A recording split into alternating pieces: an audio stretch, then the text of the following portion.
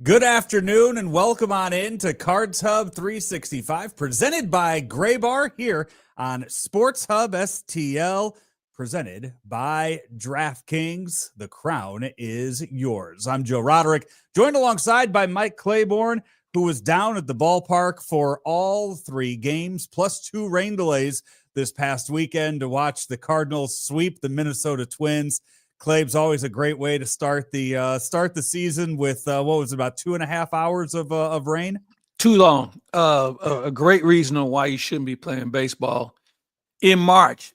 At some point we got to make some decisions here about what the schedule looks like. I know there's been this back and forth about maybe shortening the schedule. I think the players would say that's fine as long as you pay us for 162. And then you have some of the purists who would probably look at some of the records with regard to the amount of games that are out there. But, the inclement weather is something that we're all going to have to deal with from now on. I mean, obviously, the climate's changing and things that we thought used to be okay are not okay anymore. And with the schedule as it is set up where you play everyone, you just don't have that many windows. For instance, Minnesota, we're not going to see them again. And so it's one of those issues where you have to stick around and play it, but it can get a little cumbersome and it can really mess up a pitching staff if you don't watch out. In a series like that, you with the Twins, they are a team. I would think you look around baseball, Rocco Baldelli might have the hottest seat of any manager right now in the game of baseball. I would think, based on how they underperformed last year and then going into this year with a sweep. So it's a team that, if you're going to catch them, you want to catch a team like that early in the year before they've really kind of figured out what their identity is. I'm going to go the other direction. When you think about Rocco Baldelli, what manager could have done what he did last year with all the injuries that he's dealt with? And, this is an organization that doesn't spend a lot of money in free agency. I don't know if I'd say Rocco Baldelli's on the hot seat because of last year. If Rocco Baldelli can get these guys healthy all at the same time, they might be the team to beat in the American League Central.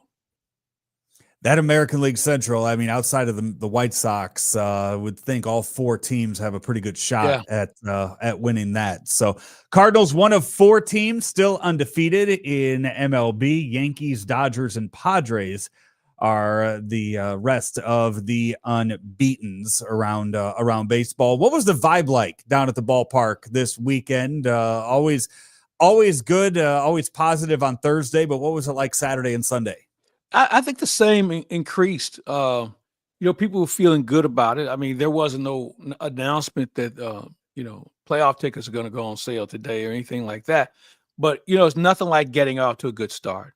And with everyone basically contributing, I know Mason Wynn struggled a little bit offensively, but defensively, he's made some really good plays so far. Everyone has basically had a chance to contribute. Luke and Baker will get a chance to do that tonight. So from a clubhouse standpoint, everybody feels like they're part of this. From a fandom standpoint, it's like, hey, this is pretty fun. You have, you think about Victor Scott stealing bases, the home runs that you're getting, Nolan Gorman having a good day yesterday, and everyone seems like they're having fun with this so far because we really didn't know a lot about Minnesota. Minnesota was a team, as I mentioned, had a lot of injuries in the second half of the season. On paper, they look interesting. I think they have some guys that can swing the bat. But, the Cardinals just played better baseball than they did. They pitched better, they played defense better, and obviously they hit with 2 strikes a whole lot better. The game yesterday, with the way it played out, we joke about the rain delay coming, but it came at the perfect time. Andre Clante goes out there and makes the game official. The tarp comes on the field, and when they come back out, it was a perfect situation for the Cardinals to go with Steven Matz, and he went out there and pitched spectacular yesterday, going 4 innings, allowing 1 hit, and getting the 4-inning save, which I didn't know was a thing. I thought it was a 3-inning save was the max. I didn't know there was such a thing as a 4-inning save that you could get in baseball until yesterday. Have you seen a 4-inning save before? I have not. And as a matter of fact, it was Steven Matz's first save of his professional career. So it was news to him as well. So I think we're going to see a lot of things different this year, Joe, as far as things we haven't seen before, haven't seen that often. I just have a feeling about how the direction of the game is going, that we're going to see some things that you just normally don't see when you come to the ballpark.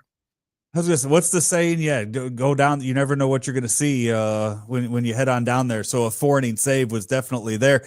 And when they made this bullpen, when you put together this bullpen, and they kept Steven Matz in the started him in the bullpen, saying, "Hey, mid-April we're gonna go to that 6-man rotation. Right now, Steven Matz is just gonna kind of piggyback." Do you think going into the game yesterday was the plan? When you looked at the weather, was that the plan to kind of bring Steven Matz in late in the game? What do you think Ollie's thought process was in kind of mapping out how he wanted that game to go yesterday? Well, I really thought it would be today the Matz would be available.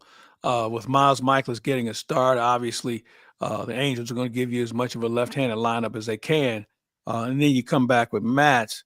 I thought today would have probably been a better day for it, but maybe it's one of those situations where they wanted to stretch him out and give him a chance to get some work in. And because the bullpen is reasonably healthy, how many games have they pitched? Maybe 2. So they should be ready to go with a day off yesterday. So it gives Ollie even more options, unless, he and Ron Washington want to go man for man as far as lanes are concerned. So it was I won't say a surprise, but I felt like today would probably been better suited for him. But at the end of the day, it worked out. And I think you touched on the weather because I was wondering, was Rocco Baldelli going to burn up a bullpen to try and overcome a 6-run deficit? And, he used a few guys yesterday, and, they go into Chicago today. You don't want to get off on the wrong foot with your bullpen. But I thought maybe he would have had one guy just own it and just see where it goes from here.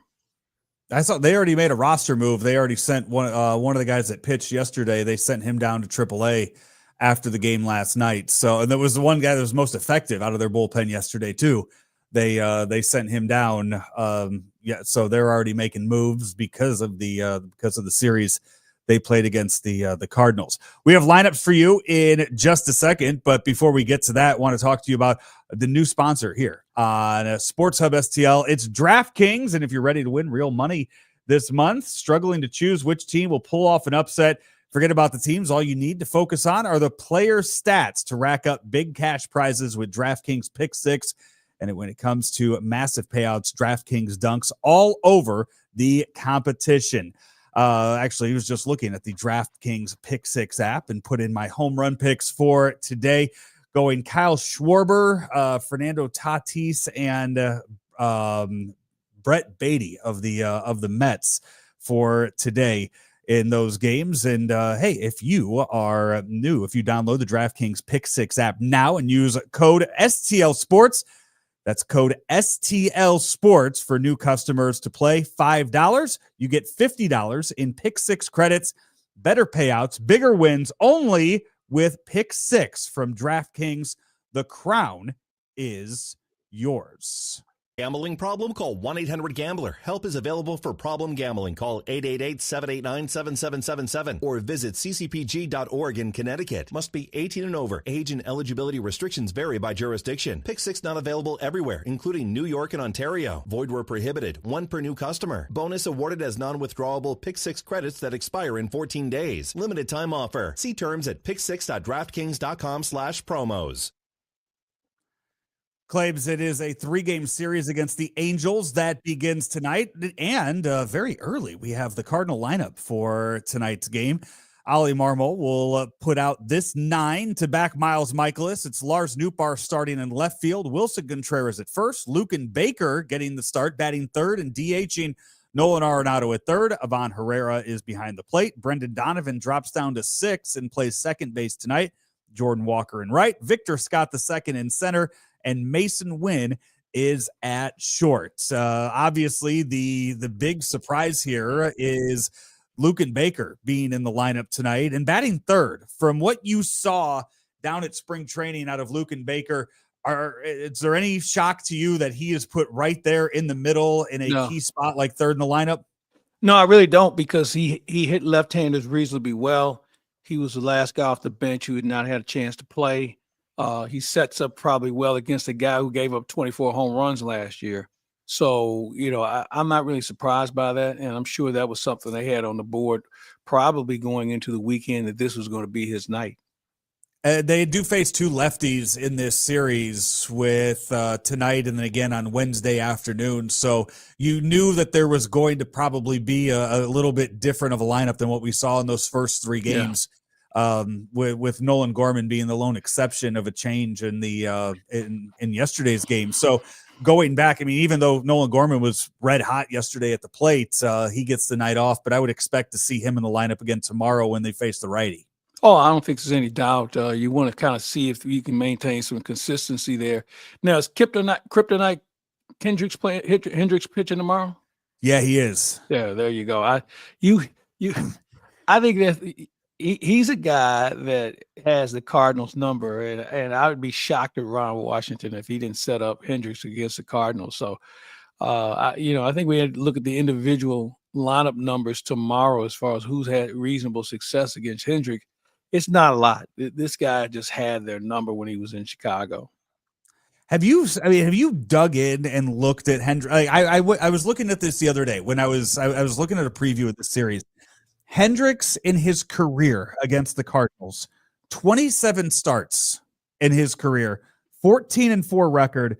Claibs in those 27 starts, he's thrown 179 innings. He's allowed 50 earned runs against the Cardinals. It's amazing. I'm not sure if there's a guy in the current generation of Cardinal opponents that's had more success, and maybe because we've seen him a lot in Chicago, but he goes back to, who was the guy, Bud Norris, who used to own the Cardinals. There's a handful of guys, no matter who is playing in a Cardinal uniform, his chances diminish greatly against certain pitchers.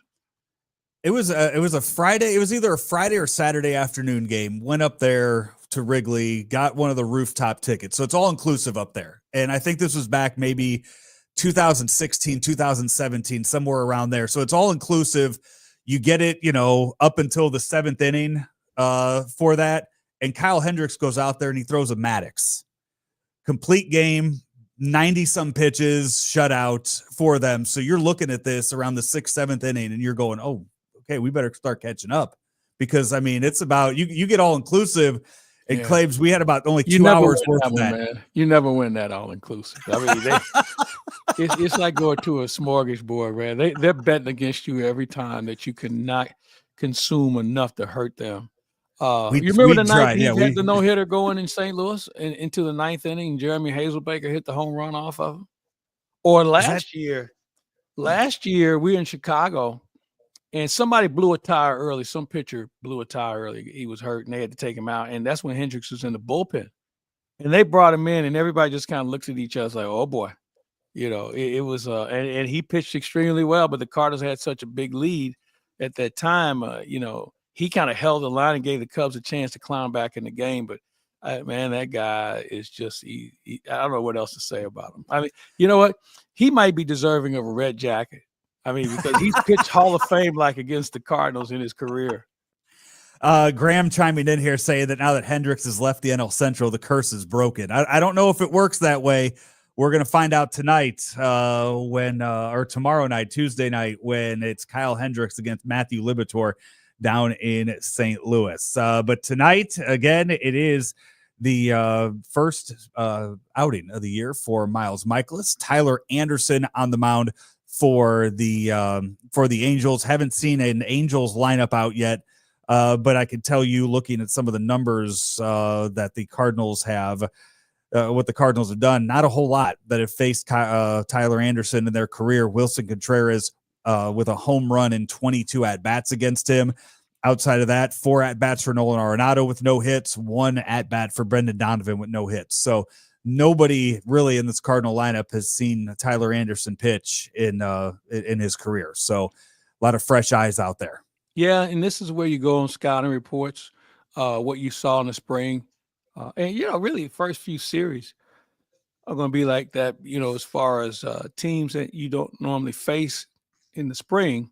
You kind of have to rely on what your scouts are able to see in order to make sure you have at least an idea. And, there's some guys that are going to face guys, but it'll be limited. But I'm sure tomorrow there'll be enough guys raising their hand in the hitting meeting, talking about what they know about Hendricks.